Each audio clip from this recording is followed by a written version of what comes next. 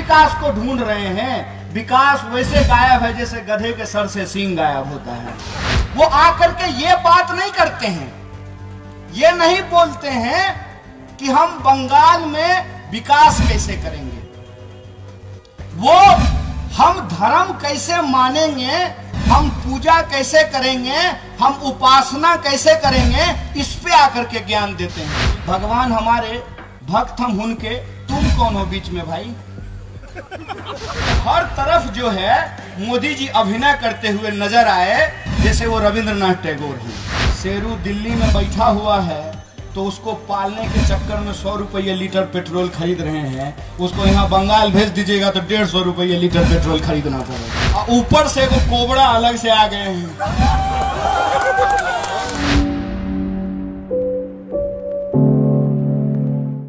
ये कहते हैं कि हमको मौका दीजिए, हम विकास का गंगा बहाएंगे। हाँ, आप बहा रहे हैं ना मध्य प्रदेश में विकास का गंगा। पूरे देश में तो आप ही की सरकार है ना, कहां है विकास की गंगा। हम भी विकास को ढूंढ रहे हैं। विकास वैसे गायब है जैसे गधे के सर से सींग गायब होता है। मुझे बता दीजिए ऐसा कौन सा चीज बीजेपी के आ जाने के बाद होगा जो पहले नहीं हो रहा था। ऐसी कौन सी बात हो जाएगी। ये बात आखिर बोला क्यों जा रहा है, इसके पीछे साजिश क्या है, इस साजिश को आप समझिए। वो आकर के ये बात नहीं करते हैं, ये नहीं बोलते हैं कि हम बंगाल में विकास कैसे करेंगे, वो हम धर्म कैसे मानेंगे, हम पूजा कैसे करेंगे, हम उपासना कैसे करेंगे, इस पे आकर के ज्ञान देते हैं। सुनो, भगवान हमारे भक्त हम उनके, तुम कौन हो बीच में भाई। हमको कौन भगवान का कैसे पूजा करना है, हमको सजदे में कैसे सर झुकाना है, ये तुम तय करोगे। सरकार का काम लोग धर्म को कैसे पालन करेंगे ये बताना थोड़ी होता है।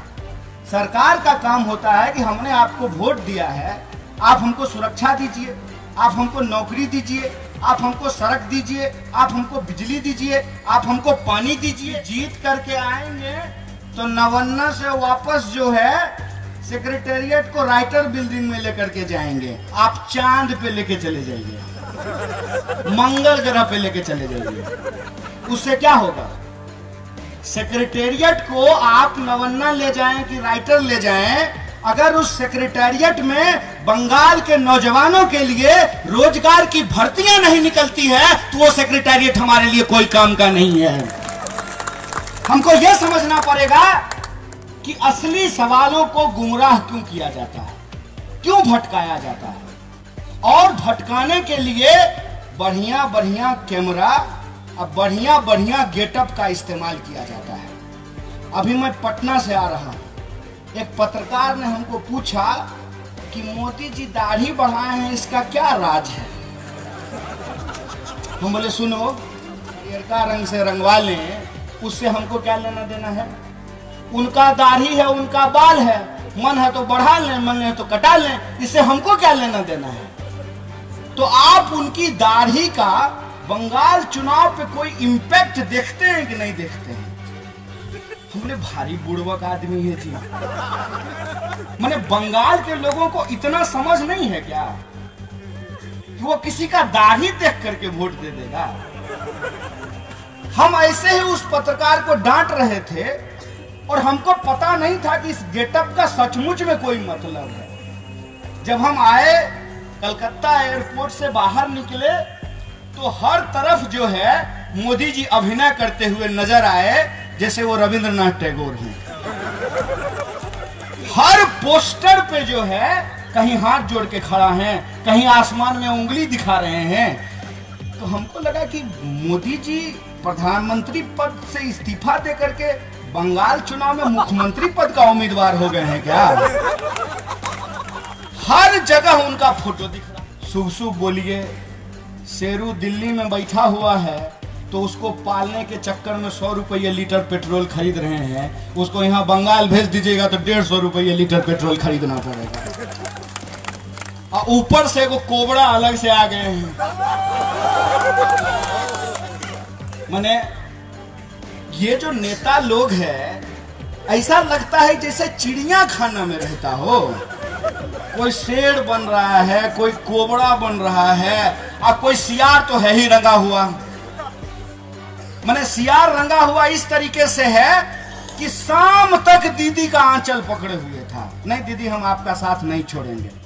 रात में इनकम टैक्स से फोन आया और भोरे मोदी जी के दफ्तर में पहुंच गया। देखिए, एक बड़ी जिम्मेवारी आपके कंधे पे है, पूरा देश आपको देख रहा है, और हम लोग तो बिहार के लोग हैं।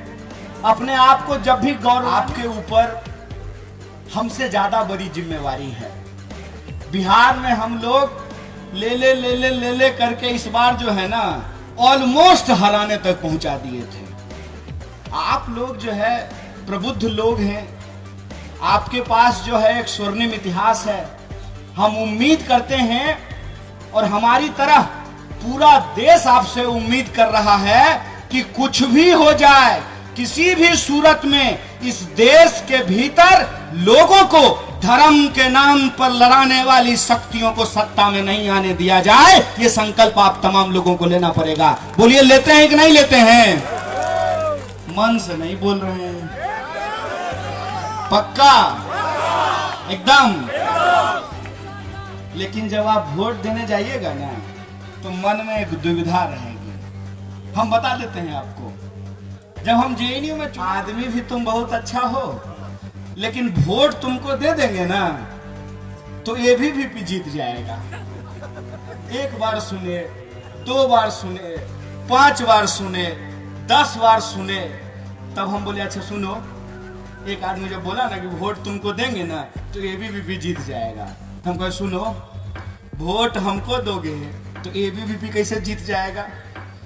सैकत को भी ये बात सुनने को मिलता होगा, लोग पक्का कहता होगा। देखो तुम हो तो नौजवान, जोश भी है तुम्हारे अंदर, और इस बिकने के जमाने में जब सब कुछ बिक रहा हो, रेलवे बिक रहा हो, LIC बिक रहा हो, बैंक बिक रहा हो, डाक खाना बिक रहा हो, जब सब कुछ बिक रहा हो, उस जमाने में ईमान को नहीं बेचने देना ये सबसे बड़ी बात होती है। इसका ईमान ऑन सेल नहीं है।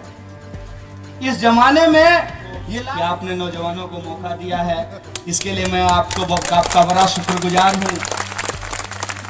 मौका मिला है और ये लड़ रहा है।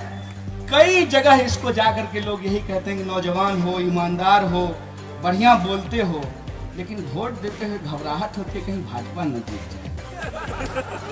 ऐसा होता है कि नहीं होता? ये मेरे साथ 2 बार हुआ है। एक बार जब हम जेएनयू के चुनाव लड़ रहे थे, तब लोग यही कहता था कि तुम्हारा भाषण बहुत अच्छा है, लड़ते भी हो, कोई दिक्कत नहीं है, लेकिन एबीवीपी जीत जाएगा। हम बोले सुनो, वोट दोगे हमको तो जीत भाजपा कैसे जाएगा भाई? ये बात हमारे दिमाग में लगा करके शाम को जो आता है ब्रेकिंग न्यूज, लगता है सारा ज्ञान उसी के पास है। हम लोग तो कुछ नहीं, सारा सरकार बना वही लोग रहा है, गिरा वही लोग रहा है, तो हम लोग क्या हैं? हमारे दिमाग में यह बात बिठा दी गई है कि हम नागरिक नहीं है, प्रजा हैं। वो लोग जो टीवी में तय कर देंगे वही होगा, ऐसा नहीं होता है।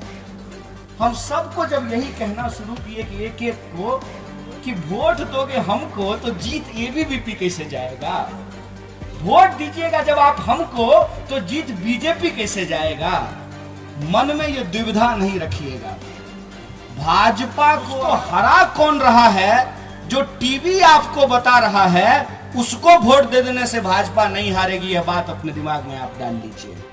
क्योंकि भाजपा सिर्फ चुनाव में खड़ा होने वाली एक पार्टी नहीं है, बल्कि इस देश में विभाजन के कगार पर वो स्थिति पैदा करने वाली विचारधारा है। इस बात को आप याद रखिएगा। अगर उस विचारधारा को आप हराना चाहते हैं तो आपको ऐसे व्यक्ति का भी चुनाव करना पड़ेगा जो मर जाए, कट जाए, जेल में बंद हो जाए, सूली पे चढ़ जाए, लेकिन भाजपा के सामने झुकेगा नहीं। शैतान का नाम बार बार नहीं लेना चाहता हूं, बस इतना कहना चाहता हूं कि किस पार्टी का लोग कहां जाकर के बिक रहा है इसके बारे में आपको मालूम है। एक दूगो इधर से भी उधर गए हैं, एक दूगो इधर से भी उधर गए हैं। तो मैंने एक कॉमरेड को पूछा जो कभी कॉमरेड हुआ करते थे और हमको मार्क्स लेनिन पे ज्ञान दिया करते थे। उसको हमने पूछा कि क्यों जी, ऐसा क्यों किए, तुमने अपनी विचारधारा और अपने ईमान से गद्दारी क्यों की? तो बोला टीएमसी को शिक्षा देना चाहते थे। हम बोले बड़ा कमाल बात है, टीएमसी को शिक्षा देने के लिए तुम बीजेपी में चले गए। लेफ्ट में रहते हम दोनों को बढ़िया से शिक्षा दे देते।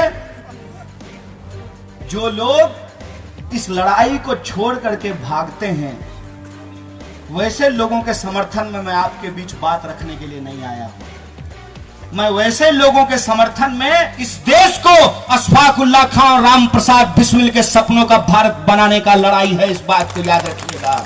हमारी लड़ाई राम के नाम पर नाथूराम की जो ये सत्ता स्थापित करते हैं उनके खिलाफ खुदीराम बोस का देश बनाने का लड़ाई है। इस बात को आप याद रखिएगा। इस समय में हमारी सबसे बड़ी चुनौती ये है, हमारा सबसे बड़ा चैलेंज ये है कि एक तरफ हमको अपने देश को बचाना है, दूसरी तरफ देश होने का मतलब क्या होता है। What is idea of India? Idea of India is इस ज्योग्राफिकल बाउंड्री के भीतर रहने वाले वो सारे लोग, चाहे मंदिर जाते हैं, चाहे मस्जिद जाते हैं, चाहे गुरुद्वारा जाते हो, चाहे चर्च जाते हैं, चाहे टोपी पहनते हो या तिलक लगाते हैं, चाहे क्रॉस पहनते हो या पगड़ी पहनते हो, वो सब भारत के लोग हैं और सारे भारतीयों के अधिकार बराबर हैं। और ये जो आइडिया ऑफ इंडिया है, इस आइडिया ऑफ इंडिया को ये डिस्ट्रॉय करना चाहते हैं। एंड अनफॉर्चुनेटली अपने इमीडिएट पॉलिटिकल बेनिफिट के लिए, अपने इमीडिएट पॉलिटिकल कैरियर के लिए लोग इस पॉलिटिकल थ्रेट को नजरअंदाज कर रहे हैं। इसलिए हमारा ये मानना है कि पूरे देश को जब चारों तरफ एक डार्कनेस फैल रहा है, केरला को अपनी हिस्ट्री याद करनी पड़ेगी।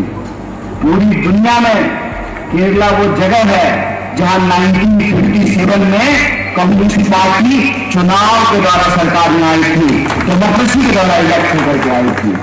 पूरे देश में जब गुजरात मॉडल के नाम पर दंगाई की राजनीति आगे बढ़ रही है, कम्युनल हार्मोनी को ब्रेक करने की कोशिश की जा रही है, लोगों के दिमाग से इस सवाल को, इस क्वेश्चन को इरेज करने की कोशिश की जा रही है कि 45 years we are facing the problem of unemployment. As per data 45 साल में देश में सबसे ज्यादा बेकारी है। और ऐसे समय में हमारे देश के जो नौजवान हैं वो ये ना सोच सकें कि ITI करने के बाद, पॉलिटेक्निक करने के बाद, इंजीनियरिंग करने के बाद, MBA करने के बाद आपके बच्चों को नौकरी नहीं मिल रही है। और जिसका बाप तरीपार हुआ था, अमित शाह जो देश का गृह मंत्री है, उसने अपने बेटे को BCCI का सेक्रेटरी बना दिया है। We have to understand this question. That's why I'm here. That's why I'm here to endorse the idea of Kerala model, to defeat the idea of Gujarat model, which is based on. I can't teach you. You people are literate people. In 2016, you have given befitting reply to Modi. Pone Modi, this time also, you people will make history, and it's my firm belief that the Kerala will repeat the history and Congress Pinarayi region and Congress India government is coming into the power. This is our thank you very much. Inqilab Zindabad, Shukriya, Inqilab Zindabad.